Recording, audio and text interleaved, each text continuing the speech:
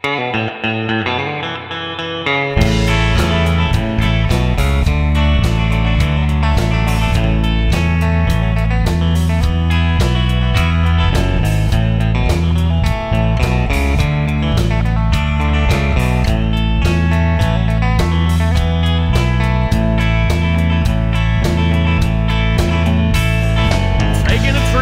my old Chevy riding through the South, I looked up on a hill and I saw a big white house.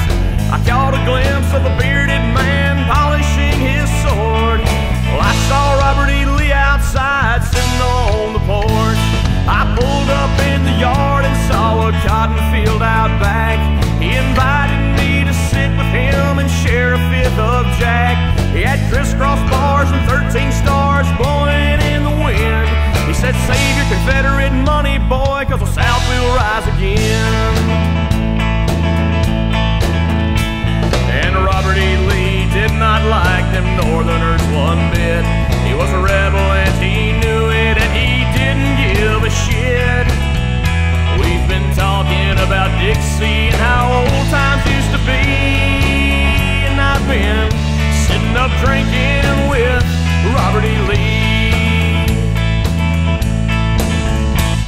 We talked about his troops in the rebel infantry and those 13 southern states that were living in infamy. As he took another swig of his Black Label whiskey, he said that Yankee pride don't mean a damn thing to me. He spoke about his men and how they always fought so brave, and how they wove their sacred flag, though many lives they gave.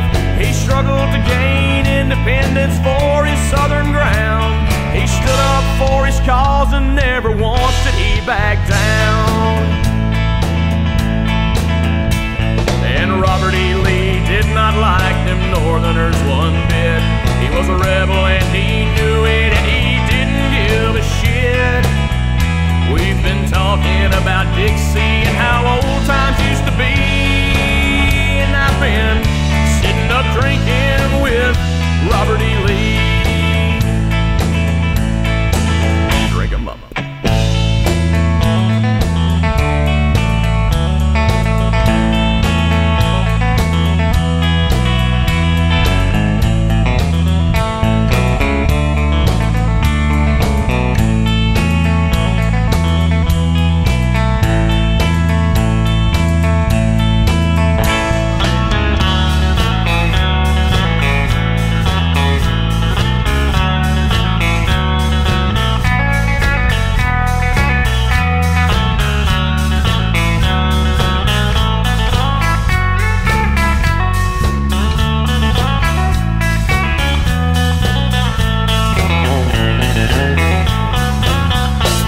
It was 2 o'clock a.m. and the fire was getting low, so I thanked him for our talk, 'cause it was time for me to go.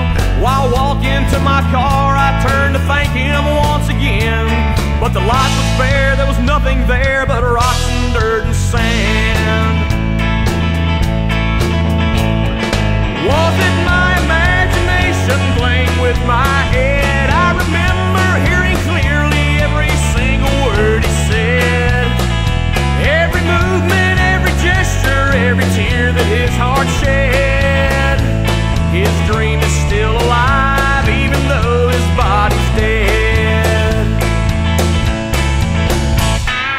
Robert E. Lee's memory lives on in the Southern soul, along with his boys who fought and died out in the cold. Lee was a man with tons of courage, a hero without a doubt. He was a man with determination, he was a man from the South. And Robert E. Lee did not like them Northerners one bit. He was a rebel and he knew it, and he didn't give a shit. He said, son, I've got many stories to tell. Ulysses S. Grant can kiss my ass and go to hell.